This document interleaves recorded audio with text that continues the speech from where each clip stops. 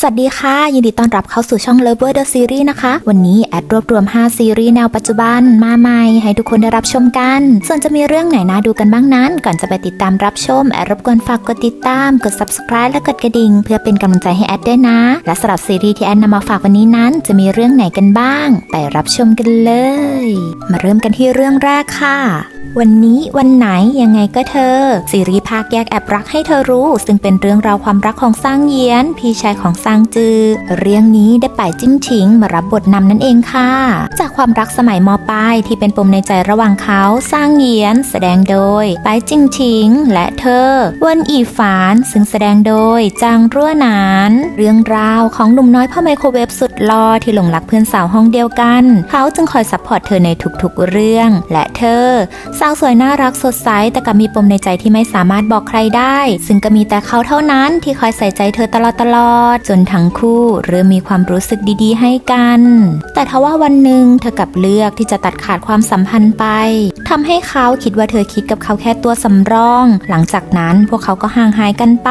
และกลับมาพบเจอกันใหม่ในวัยทำงานเธอเป็นนักข่าวสาวและเขาก็รวมกับเพื่อนเปิดร้านอาหารบาร์แต่ว่าพรหมลิขิตกลับนำพาให้เขาและเธอได้มาเป็นผู้เช่ารวมบ้านเดียวกันและมันก็ค่อยๆทำให้พระเอกได้รู้ปมในใจของนางเอกที่ไม่เคยรู้มาก่อนว่าภายใต้ใบหน้าที่สวยงามของเธอนั้นเธอต้องผ่านอะไรมาบ้างพอพระเอกรู้แค่นั้นแหละก็กลายเป็นพ่อพระอาทิตย์ทันทีพร้อมที่จะเป็นทั้งความอบอุ่นและแสงสว่างให้เธอเองตามไปลุ้นกันนะคะว่าเคมีคู่นี้จะฟินขนาดไหน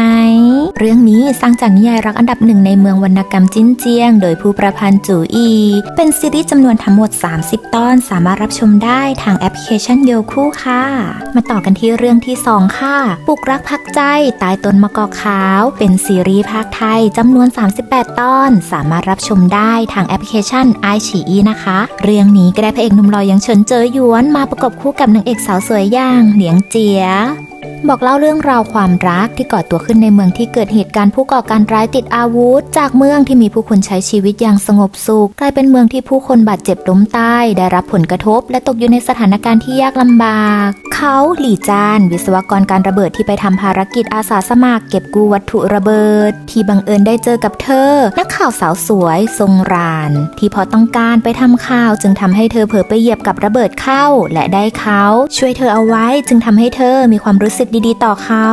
จากนั้นนางเอกก็ได้กลับไปที่เมืองเลี้ยงและตามหาเขามาโดยตลอดจนกระทั่งได้เจอกับเขาแต่ช็อตฟิลที่หัวหน้างานของเธอกลับบอกว่าเขาคือแฟนนางเอกด้วยความเฟลเพราะเผลอใจไปแล้วจึงถอยออกมาและกลับมายังตรงกัวอีกครั้งเพื่อมาโฟกัสที่การทำข่าวของเธอแต่หลายเดือนต่อมาเธอกลับได้พบกับเขาที่นี่อีกครั้งจากนั้นภารกิจในเมืองนี้ของพวกเขาก็เริ่มขึ้นซึ่งมันก็ได้ค่อยๆทำให้เขาและเธอได้เรียนรู้ที่จะใช้ชีวิตอยู่กับความเสี่ยงและความหวาดกลัวได้รู้ว่าการช่วยเหลือซึ่งกันและกันความจริงใจความเชื่อใจและเข้าใจกันนั้นเป็นสิ่งที่สำคัญอีกทั้งยังทำให้ได้เห็นถึงความรักและมิตรภาพที่ทำให้คนดูใจฟูไม่น้อยและที่สำคัญเคมีคู่พระนางก็ยังฟินสุดๆจ้องหน้ากันทีไรทำเอาแอดเขินทุกทีค่ะทุกคนแพ้สายตาพระเอกแล้วหนึ่งซึ่งถึงแม้สถานการณ์จะตึงเครียดแต่ก็ยังมีโมเมนต์น่ารักของคู่พระนางให้เราได้ฟินกันบอกเลยว่าเรื่องนี้สนุกแอดว่านะคะเรื่องนี้ยังทำให้เราได้ข้อคิดเยอะ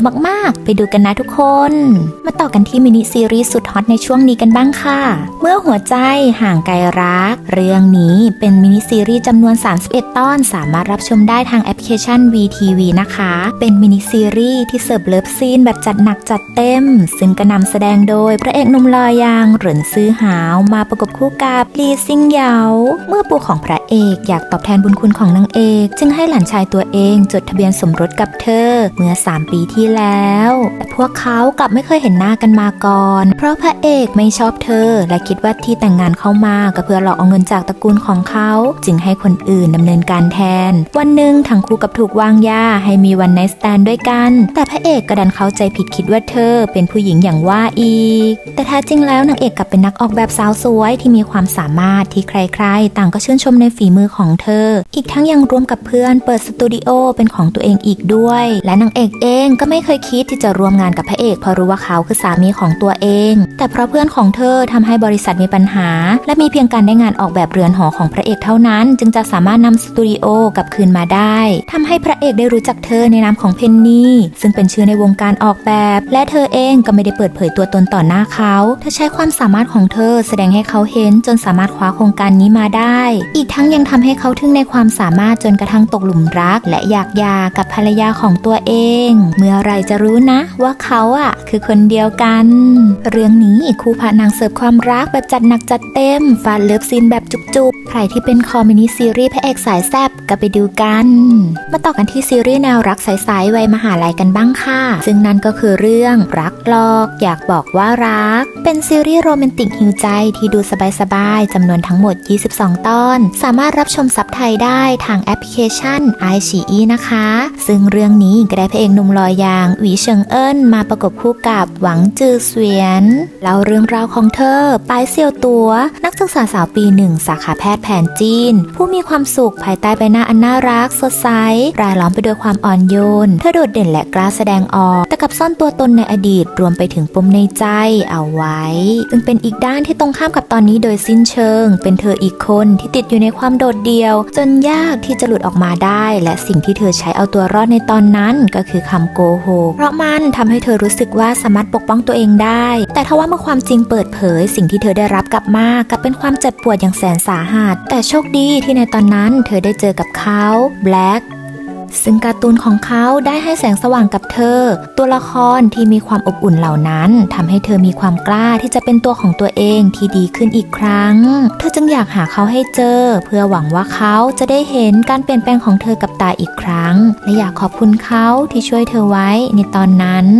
ซึ่งเขาก็คือซูเยี่ยนเฉิงนักศึกษาปี3คณะจิตวิทยาเจ้าของนามปากกาแบล็คซึ่งไม่มีใครรู้ว่าเป็นเขาประธานชมรมการ์ตูนหนุ่มหล่อเรียนดีผู้ที่เกลียดการโกหกเป็นที่สุดที่บังเอิญได้เจอกับเธอผู้เชี่ยวชาญด้านการโกหกแถมยังอ้างว่าตัวเองเป็นผู้ช่วยแบล็คมาช่วยชมรมการ์ตูนไม่ให้ถูกยุบโดยไม่รู้เอาซะเลยว่าคนที่เธอพูดอยู่ด้วยนั้นก็คือแบล็คตัวจริงดังนั้นเขาจึงใช้เธอมาเป็นกลุ่มเป้าหมายเพื่อทดสอบหัวข้อฝึกงานของเขาซึ่งคำตอบของเธอก็ล้วนเป็นคำโกหกทั้งนั้นแต่มีเพียงคำตอบเดียวที่เธอตอบอย่างจริงใจซึ่งก็คือคำถามที่ว่าอะไรที่ทำให้เธอล้มเลิกความคิดที่จะโกหกได้ซึ่งคำตอบของเธอก็แน่นอนว่าต้องเป็นแบล็คเพราะทุกครั้งที่เธอไม่มีความสุขก็มีแค่การ์ตูนนี้เท่านั้นที่จะอยู่เป็นเพื่อนและมอบพลังให้เธอจนถึงตอนนี้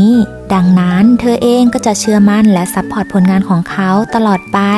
ซึ่งเวลาที่เธอพูดถึงแบล็คหน้าตาของเธอกลับเป็นประกายและมีความสุขอย่างจริงใจก็ทำให้พระเอกของเราใจเต้นไปเลยสิจ้าตามไปลุ้นกันนะคะว่านางเอกจะรู้เมื่อไรว่าผู้ชายที่อยู่ตรงหน้าเธอนั้นคือแบล็คที่เธอใฝ่ฝันถึงเขามาตลอดมาต่อกันที่เรื่องสุดท้ายค่ะซึ่งเป็นมินิซีรีส์อีกหนึ่งเรื่องซึ่งแอดอยากเอามาแนะนำให้ทุกคนได้ดูกันนั่นก็คือเรื่องเหยื่อรักมรณะเป็นมินิซีรีส์จำนวนทั้งหมด24ตอนสามารถรับชมได้ทางแอปพลิเคชัน VTV นะคะซึ่งเรื่องนี้ก็เป็นการโคจรมาพบกันของพระเอกหนุ่มอย่างหวังจู่วีมาประกบคู่กับซุยเจิ้นเจิ้นเล่าเรื่องราวของนางเอกที่ได้ไปขอความช่วยเหลือจากโจจินเพราะบริษัทของพ่อเธอเกิดปัญหาแต่เขากลับถูกใจเธอจึงถูกผู้เป็นพ่อส่งให้มาอยู่กับเขาซึ่งตลอดระยะเวลา3 ปีที่ผ่านมาเธอไม่เคยได้ใช้ชีวิตอย่างมีความสุขเธอถูกควบคุมโดยปราศจากซึ่งอิสระและเสรีภาพถูกมองว่าเป็นชู้รักแต่เธอก็บอกกับตัวเองว่าสักวันหนึ่งจะหลุดพ้นจากพันธนาการของเขาให้ได้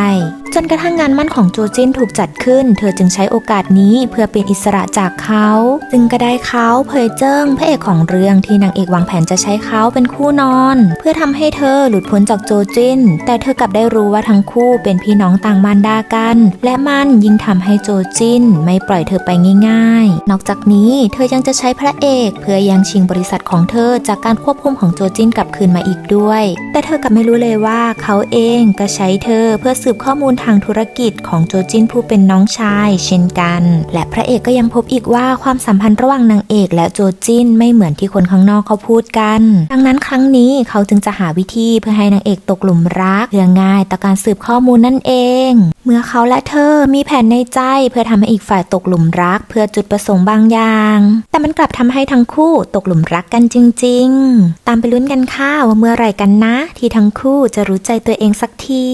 ซึ่งแอดบอกเลยว่าเคมีคู่นี้ฟิน